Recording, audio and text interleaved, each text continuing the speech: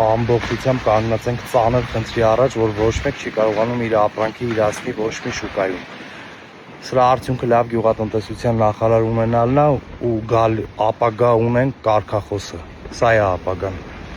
Սա ապագան է, որ ապագա կա։ Հայ-ռուսական դարավոր հարաբերություններն առաջին անգամ ճգնաժամ են ապրում բոլոր մակարդակներում՝ դիվանագիտությունից մինչև տնտեսություն։ Ապագա այլևս չկա հայկական հողում աճեցված մրգերի, ծաղիկների, պտուղ բանջարեղենի համար ռուսական շուկաներում։ 80-ականներից ծաղկի բիզնեսով զբաղվող Արթուր Գևորգյանը Արմավիրի մարզի Վաղարշապատ համայնքից է։ Ջերմոցատերն իր բիզնեսով ոչ միայն իր ընտանիքն է պահում, այլև ունի 4 աշխատող, որոնց ընտանիքներն ըստ էության ևս կանգնել են հացի խնդրի առաջ։ Արթուրն ահազանգում է, փաստի առաջ է կանգնել։ Ստիպված է իր ահռելի ծաղիկները չարտահանել, իսկ տեղական շուկան լճացած է։ Մինչդեռ իր ծաղիկները չեն ընդունվում Ռոստելխոզնաձորի կողմից։ Իր համոզմամբ քաղաքական պատճառներով ինքը եւ իր նման մի շարք տնտեսվարողներ այսօր կանգնած են իրենց բիզնեսը կորցնելու վտանգի առաջ։ Մեր ջերմատները կառուցել ենք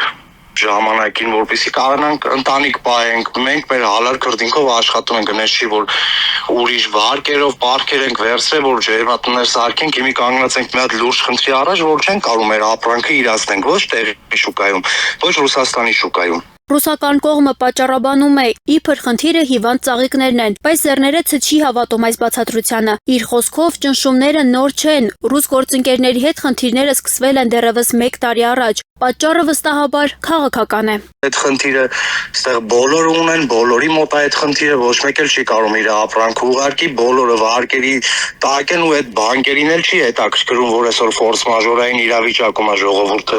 Ձեռներեց Արթուր Գևորգյանը նշում է, ինքն ու իր նման բազմաթիվ տնտեսվարողներ այսօր մնացել են մենակ, աղետի եզրին, մինչդեռ պատկան մարմիններից որևէ իրական աջակցություն չեն ստացել։ Իշխանության խոստացած խաղաղությունն ու կայուն ապագան գործնականում վերածվել է դատարկ կարգախոսի։ Փաշինյանի վարած քաղաքականության հետևանքներն արդեն հարվածում են մարդկանց գրպանին ու հայկական տնտեսությանը։ Այս ընթացքում որևէ մեկի կողմից օգնության ձեռք չի մեկնվել ձեր կողմ։ Ոչ։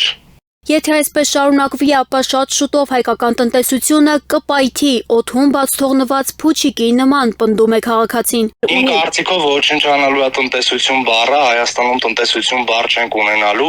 որ լուրջ ճգնաժամ ենք ապրում։ Կանգնելու ենք մի հատ խնդրի առաջ, որ գալու է բանկը մարդկանց տներից անի, որովհետև բոլորն էլ այս ամեն ինչը չեն արել իրանց պապական եղածով, վարկեր են վերցրել, պարքեր են վերցրել, ջերմատներ են սարքել։ Ես մեկը ջերմոցա սարքել չի կարող ծախի, ինչ տնտեսության մասին խոսանք, ինչ լավի մասին կարանք խոսանք։ Ոնց կարանք լավի մասին խոսանք, ոնց կարանք խոսանք տնտեսություն գաղափարի մասին։ Եթե չկա զրոյա, եթե չկա